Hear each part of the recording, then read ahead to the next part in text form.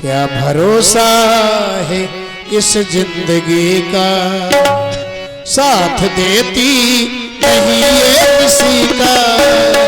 क्या भरोसा इस जिंदगी का, क्या भरोसा इस जिंदगी का, साथ देती नहीं ये किसी का। क्या भरोसा इस जिंदगी का। सुंदर भाव से तालीम की सेवा करते रहे।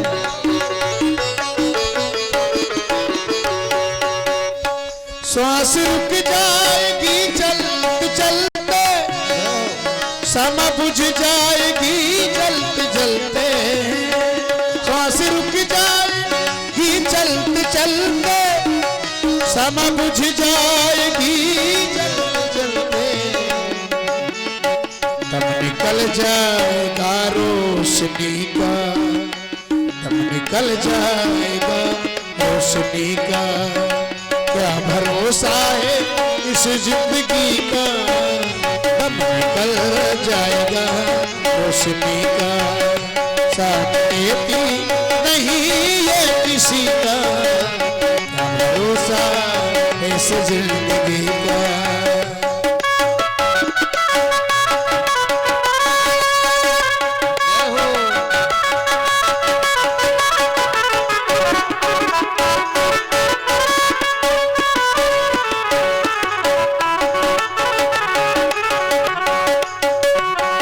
ऐसे नहीं, दोनों हाथ ऊपर करके और तालियों की सेवा। क्या भरोसा है इस जिंदगी का, साथ देती नहीं है किसी का। क्या भरोसा है इस जिंदगी का।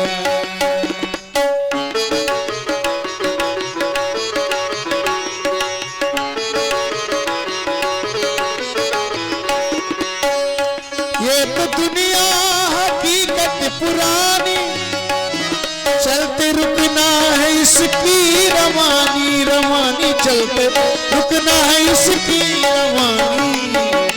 ये तो दुनिया हकीकत पुरानी, चलते रुकना है इसकी रवानी। फर्ज पूरा करो बंदगी का, फर्ज पूरा करो बंदगी का। साथ देती नहीं है किसी का, क्या भरोसा इस जिंदगी का।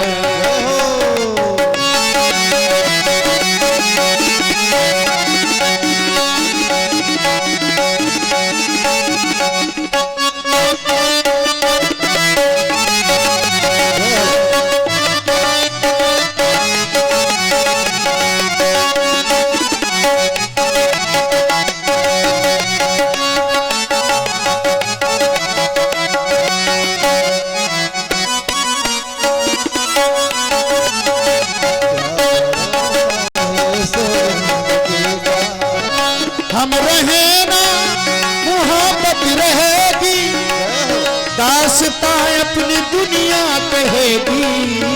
हम रहे ना मोहब्बत रहेगी, दास्तां अपनी दुनिया कहेगी।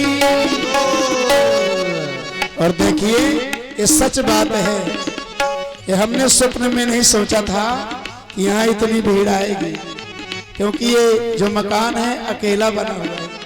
लेकिन हमारे सीताराम जी का नाम सीताराम सब कोई जानता है, और वास्तव में वो राम जी के भक्त हैं, कृष्ण के भक्त हैं। और यहाँ वृंदावन धाम बना दिए। भगवान की मंगलमय कथा है, और हमारे व्यासपीठ पर विराजमान आचार्य श्री तीरथ जी, कितना संयोग है, ऊपर भी तीरथ और तबले में भी तीरथ बैठे, और आपके गांव के ही हैं। और कामतानाथ से सभी लोग भगवान से निवेदन करें कि उच्च शिखर पर पहुंचे। इतनी छोटी सी उम्र में बहुत सुंदर वाणी बोल रहे हैं, और वास्तविकता जो है भागवत में जो लक्षण है वो सारे के सारे आप मिला सकते हो। व्यासपीठ में जो होना चाहिए आचार्य, भागवत में लक्षण लिखे हैं।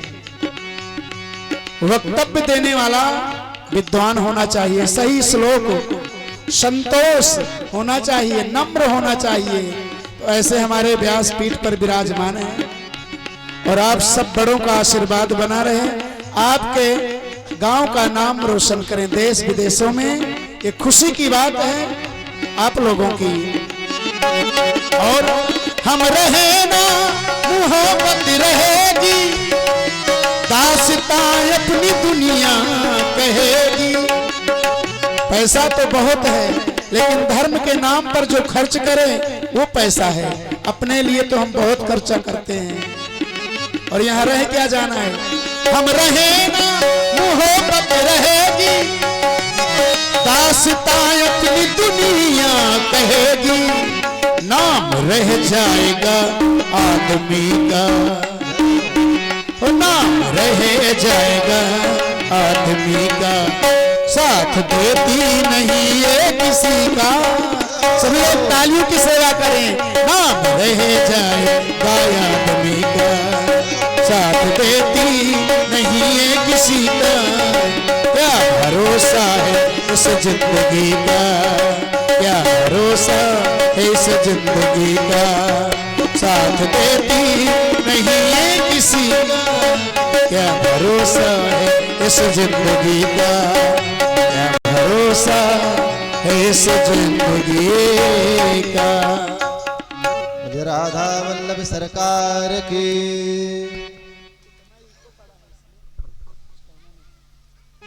धनानि भूमोपसवाद गोष्ठे, नारी गृहाद्वार सखा श्मशाने। देहंचितायां परलोक मार्गे, धर्मान गोगक्षत जीवये कहा। गोकर्ण जी महाराज ने कहा, पिताजी धनानि भूमोपसवादि गोष्ठे, आप व्यर्थ में चिंता मत करें। धन, जमीन, पशु इत्यादि सब यहीं पर पड़ा रह जाएगा। नारी गृहाद्वार सखा श्मशान, कहते हैं यहाँ तक कि जो अपनी धर्म पत्नी होती है, जब व्यक्ति का देहांत हो जाता है तो घर के दरवाजे पर जाती है रोते रोते, दरवाजे तक। इसके बाद जो अपने परिवार के भाई बंधु हैं, गांव के भाई बंधु हैं, वह लेकर के जाते हैं चिता तक। नारी गृहाद्वार सखा श्मशान, अदेहंचितायां परलोक मार्गे, धर्मान गोगक्षत जीवये कहा। कहते इस जीव के साथ केवल एक ही चीज जाती, क्या जाता है? केवल धर्म जाता है। धर्मान गोगक्षत जीवये कहा। जो हम यहाँ पर सत्कर्म कर लेते हैं, सुंदर धर्म कर्म कर लेते हैं, भगवान का भजन चिंतन कर लेते हैं, केवल वही हमारे साथ जाता है, बाकी सब यहीं पर पड़ा रह जाता है। इसलिए है पिताजी, आप व्यर्थ में चिंता मत करें। आप ऐसा करिए कि भगवान का चिंतन करिए और भगवान के सुंदर चरणों में अपने को अर्पण कर दीजिए। आत्मदेव पंडित जी बहुत प्रसन्न होते हैं और क्या करते हैं कि वन की ओर चले जाते हैं। आत्मदेव पंडित जी सन्यासी की सारी बातें याद आ जाते हैं। जंगल में जाकर के भागवत जी के 10वें स्कंद का नित्य प्रतिपाठ करते हैं और पाठ करते करते भगवान के श्री चरणों में समाहित हो जाते हैं। बोलिए भक्तवत्सल भगवान की जय हो। संसरत इति संसारा, संसार कैसे नाम पड़ा इस जगत का? संसरत इति संसारा, जो हमेशा खिसकता रहे, एक आए और एक जाए, इसी का नाम संसार है।